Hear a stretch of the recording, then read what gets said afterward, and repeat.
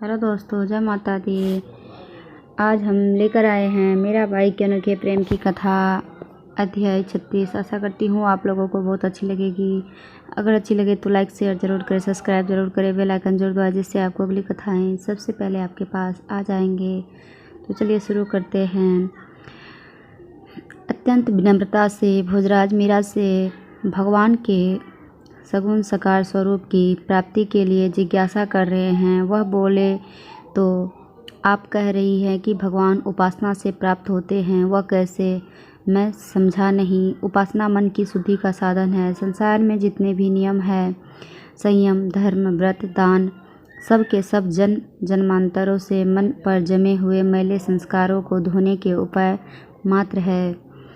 एक बार वे धुल जाए तो फिर भगवान तो सामने वैसे ही है जैसे दर्पण के स्वच्छ होते ही अपना मुख उसमें दिखने लगता है। मीरा ने स्नेह से कहा, देखिए, भगवान को कहीं से आना थोड़े ही है जो उन्हें विलंब हो। भगवान न उपासना के वश में हो और न दान धर्म के। वे तो कृपा साध्य है, प्रेम साध्य है। बस उन्हें अपना समझकर उनके सम्मुख हृदय खोल दे। अगर हम उनसे कोई लुकाव छिपाव न करे तो भगवान से अधिक निकट कोई भी हमारे पास नहीं है, और यदि यह नहीं है तो उनकी दूरी की कोई सीमा भी नहीं है। पर मनुष्य के पास अपनी इंद्रियों को छोड़ अनुभव का कोई अन्य उपाय तो है नहीं। फिर जिसे देखा नहीं, जाना नहीं, व्यवहार में बरता नहीं, उससे प्रेम कैसे संभव है? हमारे पास एक इंद्रिया ऐसी है जिसके द्वारा भगवान हृदय में साकार होते हैं, और वह इंद्रिया है कान। बारंबार उनके रूप गुणों का वर्णन श्रवण करने से विश्वास होता है और वे ही में प्रकाशित होते हैं। विग्रह की पूजा, भोग, राग करके हम अपनी साधना में उत्साह बढ़ा सकते हैं, पर बिना देखे प्रतीक कैसे बनेगा? क्या आपने कभी साक्षात दर्शन किए हैं?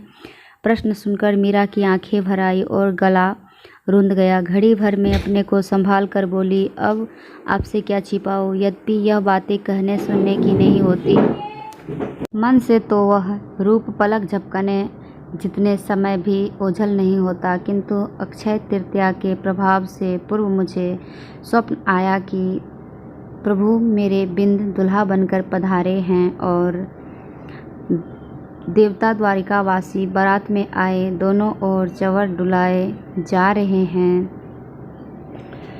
वे सुसज्जित श्रेय अश्व पर, जिसके केवल कान काले थे, पर विराजमान थे। यद्यपि मैंने आपके राज कारण अश्व के समान शुभ लक्षण और सुंदर अश्व नहीं देखा, तथा आपके समान कोई सुंदर नर नहीं दिखाई दिया, पर उस रूप के सम्मुख कुछ भी नहीं।